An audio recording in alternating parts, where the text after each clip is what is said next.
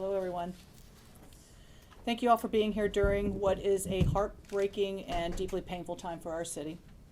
On behalf of the Austin Police Department, I want to express my deepest condolences to the family of Hector Martinez Machuca, Adam Chow, and his 4-year-old granddaughter. Those were the lives we lost yesterday. There are no words that can truly capture the grief these families are experiencing or the shock our community feels. To our officers and first responders who rushed to the scene and rendered aid under such tragic circumstances, thank you. I know the sights you faced yesterday will never leave you, but your compassion and your courage do not go unnoticed. What happened yesterday was an unprovoked and deliberate attack, a deliberate act of violence. Innocent lives were taken in broad daylight in a place where people should feel safe to run their everyday errands and to live their everyday lives. The actions of the suspects showed a complete disregard for human life, and the pain caused will be felt by our community for years to come. The suspect in this has been identified as Ethan Nineker, a white male, 32 years of age. Nineker has a history with the Austin Police Department, which includes assault causing bodily injury to a family member, driving while intoxicated, possession of marijuana, violation of a protective order, and 2 mental health reports. We know this incident has left many of you feeling shaken within our community, but I want to reassure everyone here that the suspect is now in custody, and at this point, we'll let justice take its course. I want to thank the community members who took time and who acted quickly, who called 911, provided witness statements, understanding that they were inside target, came out. We had many witnesses who were there that stayed for hours to help assist us, so I want to thank them. Our department is fully committed to seeking justice for these victims and their families, and this will remain a top priority for us as we move forward. Every question has to be answered, and every charge will be pursued that is within the law. In times like this, we must come together as a community to support the families who are grieving and to lift each other up and stand together united against violence. I'm going to now turn it over to Sergeant Sexton from our homicide unit to go over details of this incident. Sergeant.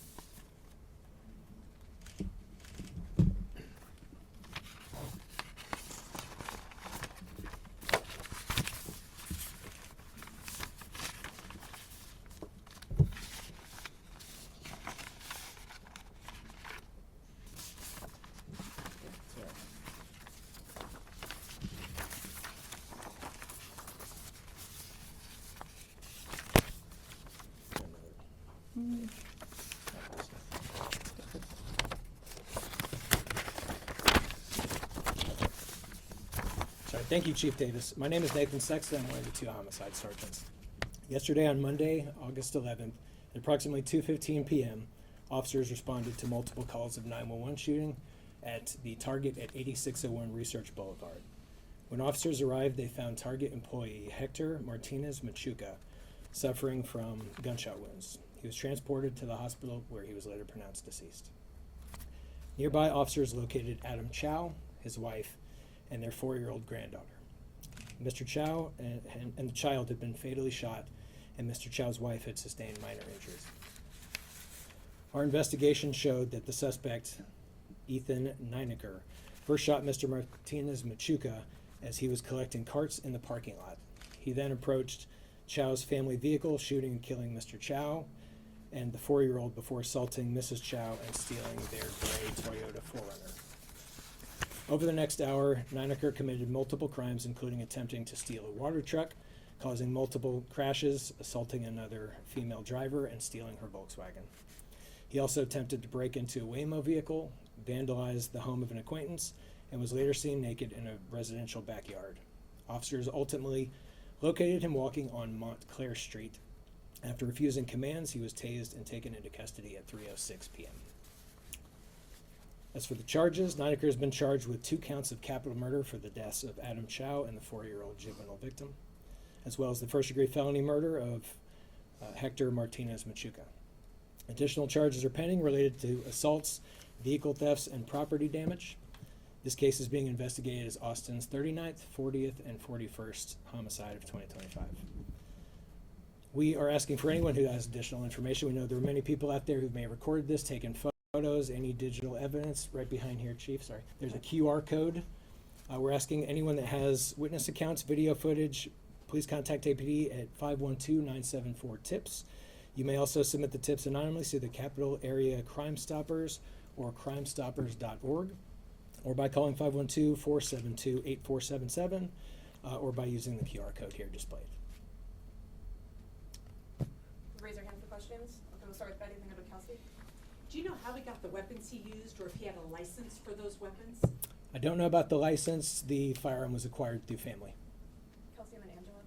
Can you explain, I know you said he started off in Research Boulevard and Target, and then he made his way carjacking multiple people and ended up in South Austin. How were you guys able to track him properly and get a hold of him in the neighborhood? Initially, we weren't. We weren't sure that it was the same person. There were no other shots fired after the initial Target incident, as far as we know.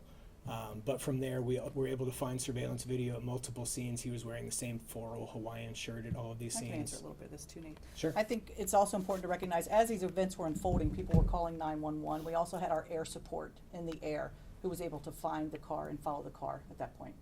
Was any flock safety cameras used at all? We no longer have flock safety cameras.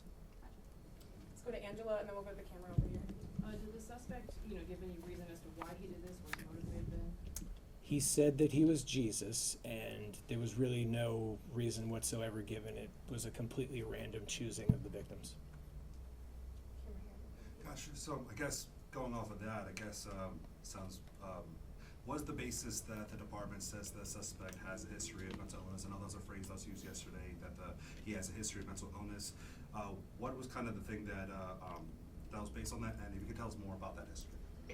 I think looking at his record and APD's involvement with him, I don't want to get into the specifics at this point because we are talking about medical. But again, I can say that as far as the victims he chose, those were random, but this man had some serious issues. And I think about the systems that failed. In a way, as we move forward, we're looking at this background, and again, this is going to be things that are going to be coming up in the months and the years ahead. There were some serious failures here on behalf of, many when you're looking at potentially some mental illness there. So we'll go to Eva, and then up here. Hi, just wondering if there were any recent welfare checks, and also I had heard Senator Eckhart say today that he was found naked and holding a Bible, and wondered if you could comment on that. That is when officers approached him, and he was tased at that point and taken into custody. And then any recent welfare checks? I don't recall any that I saw. Up here, and then Adrian. Can you confirm if he was employed before this incident, and if there was anybody that was concerned about his behavior prior to this? I talked to somebody that knew him that said that he was acting kind of out of the normal before this. Nathan, did you want to answer that? Unknown. Nothing? Okay. Now, the people are very scared of these type of incidents. What you are doing for preventing these type of things when the people are going crazy with a gun? Well, I think, you have to look at this, and we've got someone with some serious mental health issues, and where are we able to take them? What help are they getting when you're dealing with someone with these issues? Where does someone with this capacity to do this get a weapon, and when does a family member feel comfortable giving someone with these issues a weapon? Let's go to Mario, and then we'll head back over to you. With the criminal history that he has, a lot of people are asking how was he wandering in the street, how he wasn't part of the criminal justice, why was he free? Yeah, I think looking at his record, I don't think we had any incidents with him. I think 2024 was the last contact we had, and that was him calling for some found property that he was turning over to us. I have not had an opportunity, and I don't know that Nathan has from Homicide, an opportunity to delve into his history here and what each case, where that developed from. Over here, and then we'll go back to you. Yeah, you guys said, when you found him, it was a family member's gun. Did you guys end up recovering that weapon? Do you have any other details on that weapon specifically? We do, yes. So I'd mentioned he had crashed out that gray 4Runner, and it was recovered in that vehicle before he switched and then proceeded to assault other people without a gun. Do you know how many shots were fired? I don't, that's unknown at this time. We're still collecting all the information, but it's believed the only shots fired were at the target. And piggybacking on that, could the family face any charges for allowing this weapon to get into his hands? Or, I don't know all the details of it, but what could we see there? Sure, unknown. We still have to investigate that. We'll go here in the red, and then up here. Yeah, sorry. That was going to be my question, is whether or not the family member would be held accountable, or if there will be any accountability for the person who gave him that gun. Sure. Like I said, we still have to look into it. And on the history of mental health, are you guys aware of a specific diagnosis that he has received over time? And at any point, did he receive treatment? Was he ever put somewhere for treatment? Any more light on that? Because you said, Chief, you mentioned that the system failed. I'm just trying to get a better understanding of what part of the system actually failed. Yeah, well, I'm thinking about the past incidents that we had with him on mental health runs, and where is the follow-up there? And for someone to have the capacity to take the life of 3 innocent people and a 4-year-old child. As we move forward and are looking more into this, it will be interesting to kind of peel that back and see where those failures took place. But is there a specific diagnosis? There is not that I'm aware of, no. We'll go to Kelsey, then in the green room, then Can you here. tell us what kind of gun he had on him? You want the gun? I don't remember the exact type. It was a handgun pistol. Status of the people who were carjacked, like injured or in their cars, what can you tell us about that? Assault with injury, so like the driver of the water truck was assaulted. He's okay, it was relatively minor injury. That obviously trauma, like someone jumps in your vehicle. I think there's probably going to be more lasting injury from that. And the Volkswagen? Same thing, assaulted physically, but and thrown from the vehicle as well. Take a few more, let's go to Eva, then do we have a question in the back here? And then we'll go back over here. There was recently a bill passed through the legislature banning red flag enforcement of guns, you know, basically keeping an anti-red flag ban is what it was. And I know that hasn't gone into effect yet, but I'm curious if this has you concerned about, you know, Austin's ability to keep guns away from people who maybe shouldn't have them. Well, I think I need to learn more about this instance, right? And was this gun handed to him? How was this given before I make any type of statement like that? Do you know if he was on any drugs at the time? And then Do you also, want to talk about that? Sure. The press release mentioned something about him throwing a brick in someone's window from his Bible study. Do you know more about how that was called in and more about the Bible study connection there? Sure, we're still looking into the drug portion of it. He could have been under the influence of narcotics. It might also be all attributed to mental illness, so we're still investigating all of that. The brick through the window was called in by somebody he had known who had claimed to have had Bible study with him in the past. So he recognized him and just called, you know, his window being vandalized, and then he left that scene and proceeded to move on. We'll do here, Betty, and then finish here. Yeah, Target told us to ask you guys any questions as regards to their situation. They told me today that the store is closed. Do you guys have any timeline as to when that Target will reopen? We do not know. As soon as we clear the scene, which we did last night, it was in their custody, so we're not holding it for any other reason, so it's up to them as to when they were to reopen. Kelsey? Oh, can you elaborate the timeline when you said that he tried to steal the water truck, couldn't start it, and then he just got to the Toyota where the child's in? Yes. So tell me the specific incidents, the times you're looking for. So the water truck, before he got to the Forerunner, he couldn't start the truck. So the water truck was at about 2:20 p.m. and then the Volkswagen 2:25. Was it because he couldn't start that truck? And Correct. He's there's video of it, and he's sitting there trying to start it, and you can tell that he cannot operate the vehicle. Let's go to Betty and we'll finish out over here. Do you feel like flock safety cameras would have helped even more? I know y'all were quick in what you did, but would have helped even more in the pursuit of him? Yes, I'm a big fan of the and maybe not flock camera, definitely a fan of the LPR and what that can do. And when you're looking at violent crime such as this, it absolutely helps in the apprehension. Yes.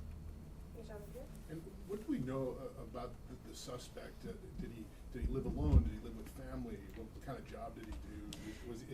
Was he able to? Was he functioning? You know, if you came across him on any given day, would you think he's a properly functioning person? From what I heard, he worked at a restaurant nearby and lived alone. And that's as far as I know about him.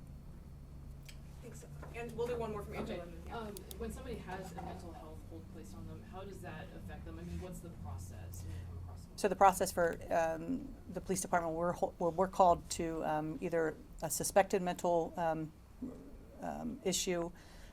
Officers respond, they talk to the person, and if in their opinion they do need medical help, they are then transported and a hold is put on them. An emergency detention hold is placed, I believe, up to 72 hours.